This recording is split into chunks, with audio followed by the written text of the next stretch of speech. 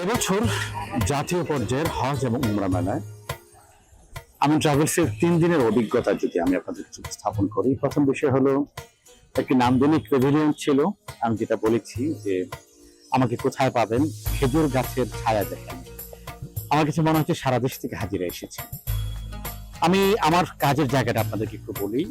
আমি ট্রাভেলসের হজযাত্রীদের শরিয়ার বিষয়টি আমরা কনফার্ম করছি, শরিয়া অনুশীলনের বিষয়টি, শরিয়ার চর্চার বিষয়টি। হজের ক্ষেত্রে শরিয়াটা কেন দরকার জানেন?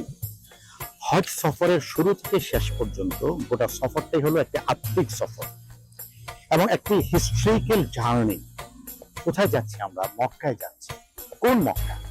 যেটা পৃথিবীর সবচেয়ে প্রাচীন ঘর, যেটাকে আল্লাহ তাআলা কোরআনে বলেছেন বাইতুল আতীক, যেখানে পৃথিবীর প্রথম ঘর আছে।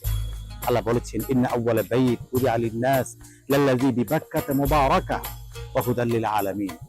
যেখানে মাকাম ইব্রাহিম আছে, যেখানে আছে সাফা, যেখানে আছে মারওয়া। একজন হাজী যখন হজে যাবেন তখন তাকে জানতে হবে তিনি কোথায় যাচ্ছেন। তিনি যদি জানতে না পারেন তাহলে তিনি মক্কায় গিয়ে হিলটন হোটেল দেখবেন, ক্লক টাওয়ারের ঘড়ি দেখবেন। আর তিনি যখন জানবেন তখন তিনি যখন কাবা ঘরের সামনে গিয়ে দাঁড়াবেন তখন তার গোটা শরীর মন ও মননে প্রতিটি অস্তিত্বের বিন্দু কণা থেকে চিৎকার করে উঠবে আল্লাহু আকবার। আর তিনি বলবেন, আল্লাহ আমি তোমার ঘরে হাজির হয়েছি।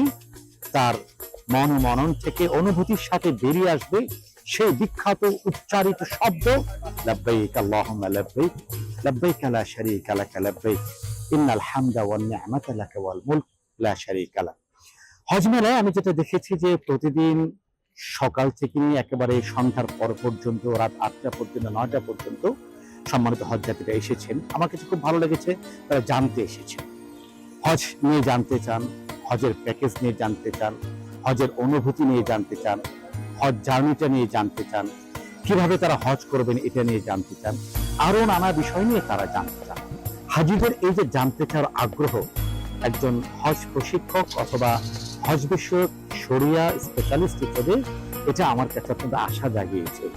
আমরা হাজিদেরকে জানাতে চাই, হাজিদের মনে থাকা অন্ধকারকে দূর করতে চাই। হজে যেতে হলে জানতে হবে, হজের আহকাম জানতে হবে, আরকান জানতে হবে, বিধান জানতে হবে, হজের মানাসিক জানতে হবে। পাশাপাশি তাকে এটাও জানতে হবে যে তিনি যে এজেন্সির সাথে হজে যাচ্ছেন, গোটা সফরে তার হৃদয়কে অনুভূতিময় করে রাখার জন্য, তাকে জাগ্রত রাখার জন্য, তার মন ও মননকে উচ্ছ্বসিত রাখার জন্য সে এজেন্সি আমালের বিষয়গুলোকে কতটা সুনিশ্চিত করেছে। সেদিক থেকে আমার কাছে মনে হচ্ছে আমি ট্রাভেলস অন্য অনেকের চেয়ে এগিয়ে এবং অন্য অনেকের চেয়ে ভিন্ন। আল্লাহ রাব্বুল আলামিন আমাদেরকে শরিয়া এবং সুন্নাহ অনুসরণ করে হজ আদায় করার তৌফিক দান করুন। আসসালামু আলাইকুম ওয়া রাহমাতুল্লাহি ওয়া বারাকাতুহু।